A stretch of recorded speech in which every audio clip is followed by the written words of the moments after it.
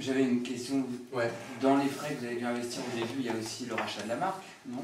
Alors oui, la marque, c'était important. Donc on n'a pas parlé de toute la veille sur la marque. Ouais. Donc, la première année d'ailleurs, avant la création d'entreprise, il y avait deux éléments. Nous, ce qu'on valorisait, c'était quand même une marque, la marque Gallia.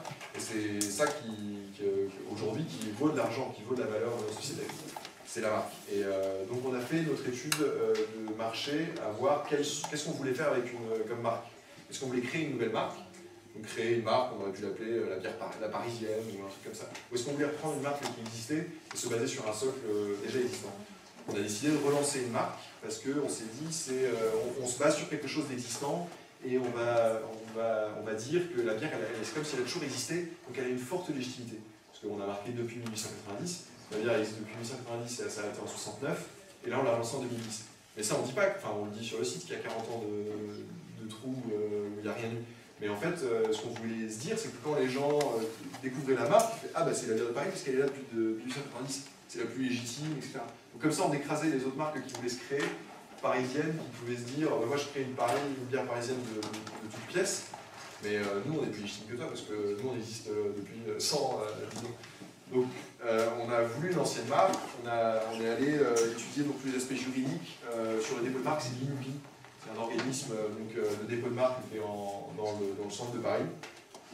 Et on est allé voir, parce qu'on était tombé sur un site. Ouais. Et vous avez gardé la même recette que l'ancienne bière ou vous avez... Alors la recette, on l'a réadaptée parce qu'en fait on avait... Mais je vais vous en parler après parce que c'est en fait pourquoi on a choisi Gallia et pourquoi on a déjà mis la recette, c'est intéressant. Donc la marque Gallia, on est tombé sur un site qui répertoriait toutes les anciennes brasseries parisiennes.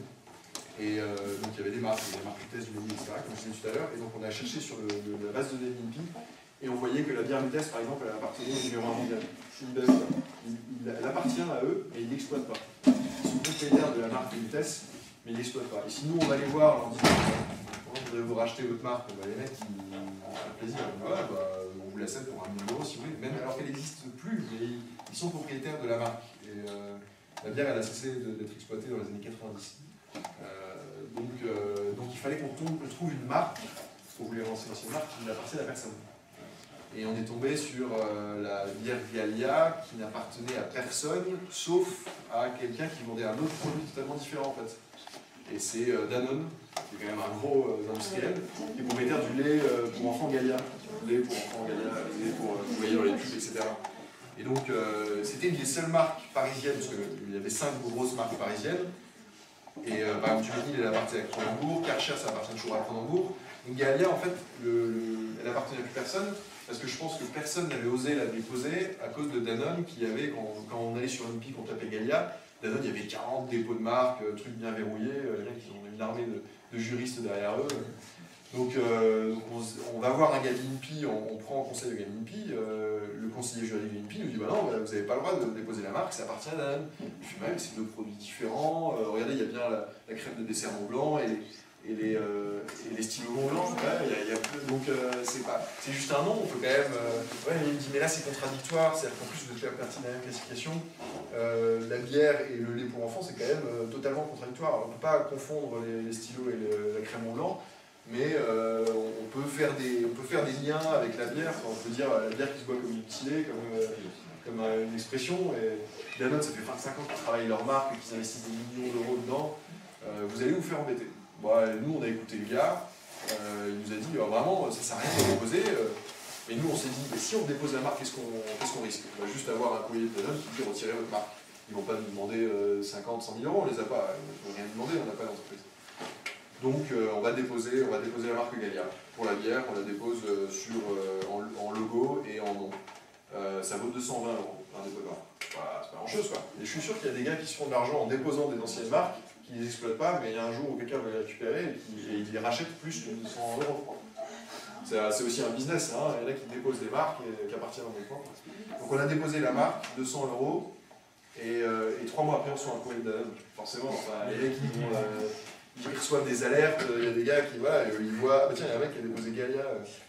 Donc ils ont étudié la chose, et nous on reçoit un courrier, moi je vois le courrier, je suis ah zut, bon bah tant pis. Mais je lisais pas bien en fait, mais quand je lisais le courrier, en fait il disait messieurs, machin, vous avez déposé la marque Gallia dans la classification 32 des bières, vous devez retirer toutes les mentions de la classification 32 qui ne concernent pas la bière. Voilà, mais sinon vous avez le droit, en gros, c'est ce qu'on comprenait, d'exploiter la marque Gallia pour de la bière. Bon, on était contents, donc on a dû renvoyer un courrier à l'INPI, parce que dans la classification 32, il y a plein de classifications à l'intérieur du dépôt des marques. Et dans la classification 32, il y a les jus de fruits, les produits à base de lait concentré, les bières, etc. Par exemple, la classification 33, c'est les vins. Donc en fait, la bière, le lait pour enfants et la bière, c'est la même classification. Donc il fallait qu'on retire toutes les mentions et qu'on dise, bah nous, on va faire que de la bière. On n'a pas le droit de faire de jus de fruits, on n'a pas le droit de faire de soda, on n'a pas le droit de faire de lait qui s'appelle Gallia, c'est interdit. Mais on a le droit de faire de la bière. En gros, c'est ce qu'on nous disait. Alors nous, on était contents. On estime qu'ils ont dû quand même étudier juridiquement la chose, et c'est pour ça que nous on était confiants aussi, c'est que la marque Gallia, le dépôt, la marque Gallia Danone, elle existe depuis 85, alors que la Gallia bière, elle existe depuis 1990. Et les dépôts de la Gallia, ils existent toujours dans l'imaginaire. En fait, un dépôt se perd jamais. Donc, on était propriétaire de la marque. Là c'était officiel. On a eu quelqu'un d'autre qui nous a embêtés sur les vins Gallo. En fait, c'est une grosse multinationale en Australie. Ils vendent des vins qui s'appellent Gallo. Et comme on avait aussi déposé la classification dans le vin, juste comme ça, parce que ça ne coûtait rien en plus, donc on a dû retirer aussi. Donc on ne pourra pas faire de vin, c'était pas prévu de toute façon. Et donc on peut faire que de la bière, c'est classification 32, etc. Et depuis on a ces deux courriers qui sont bien encadrés. Donc un jour, s'ils viennent nous embêter, parce qu'ils peuvent toujours venir nous embêter, ça fait 25 ans qu'ils travaillent sur une marque Gallia, et ils peuvent, si un jour la marque de bière Gallia, ce que j'espère, mais on ne s'est pas gagné encore, la marque Gallia est plus connue pour la bière que pour le lait, bah, tout le travail de marque qu'ils auront fait, si spontanément on pense plus à la bière qu'au lait, tout le travail de marque qu'ils ont fait, ça sera anéanti. Gallia, l'avantage aussi, c'est un terme très générique. Gallia, en gros, c'est l'ancien nom de la France au temps des Romains, etc. Donc, quand vous tapez Gallia sur Hippie, vous avez des hôtels, des anciennes marques de cigarettes, il y a plein de trucs qui tournent autour de Gallia, de Gallia. C'était pas non plus. Je pense que ça jouait aussi. C'était trop générique pour. Si ça avait un nom bien spécifique.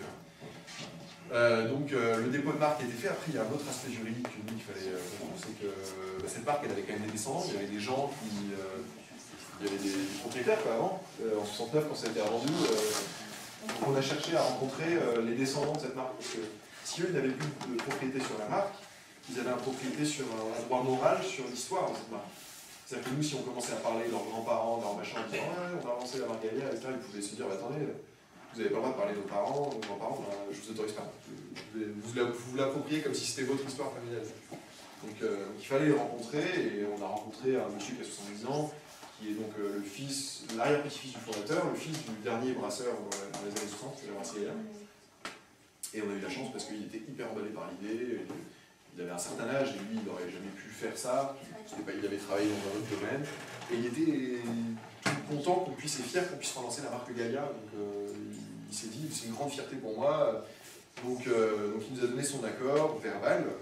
Il nous a légué plein d'éléments, des vieilles photos, 25 pages de récits de son histoire familiale, de la brasserie, etc. Donc plein d'éléments que nous, on pouvait exploiter en termes de marketing.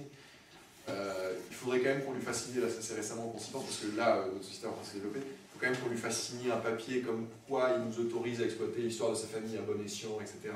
Parce que bon, ça n'a pas de valeur tant juridique que ça, enfin, lui il n'a plus de valeur, on est propriétaire de la marque, mais c'est plus, voilà, pour ses enfants, etc. Parce que peut-être qu'un jour ses enfants, que voilà, la marque Gallia, je dis n'importe quoi, mais elle fait 20 millions de chiffre d'affaires, et son enfant qui va dire attends, t'as laissé ces marques, ces deux guignols qui exploitent l'histoire de la famille et qui en font du fric avec.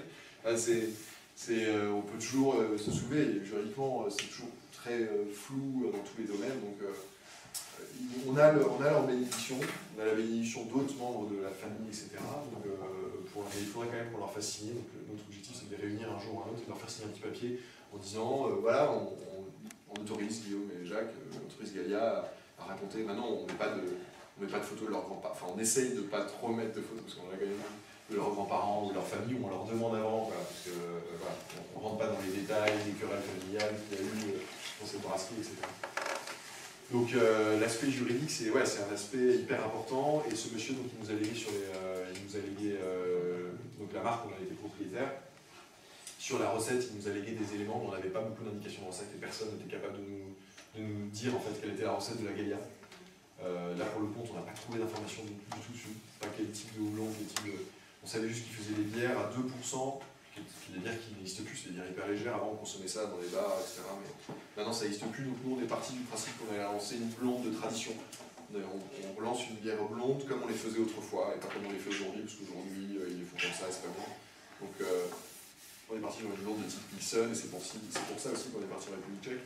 C'est que le vrai savoir-faire de la blonde, il existe là-bas. C'est là-bas que ça a été créé la bière blonde, en fait, en République tchèque et en Bavière, en Allemagne. C'est là qu'ils ont inventé le procédé de fabrication de la bière de basse fermentation, comme les Belges ont inventé le procédé de la haute fermentation. Ils ont chacun leur créneau.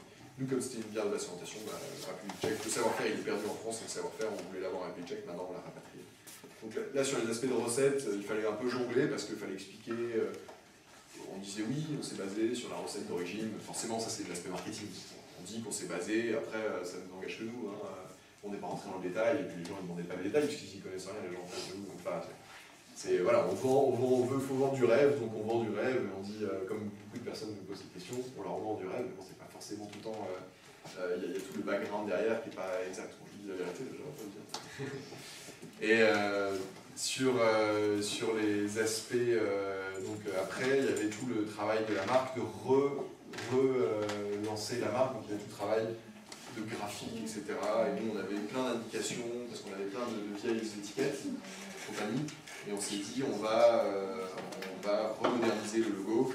Et là, on a eu la chance d'être en contact avec les graphistes qui montaient la société aussi en même temps.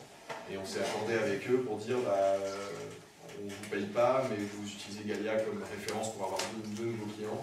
Et eux, ça leur faisait plaisir de participer à un projet de bière, c'était un projet emballant, etc. Donc avec eux, on a retravaillé tout le graphisme. Et ça, c'était 6 mois aussi avant la création d'entreprise. Il y a eu 6 mois de boulot, où là, là c'est l'aspect marketing, purement marketing.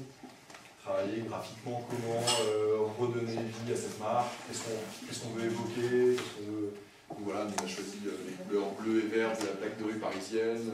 On a gardé le coq, parce que le coq, ça a toujours été la marque Gallia. En fait, il y avait sur le site, ça a toujours été le fondateur, c'était un Alsacien.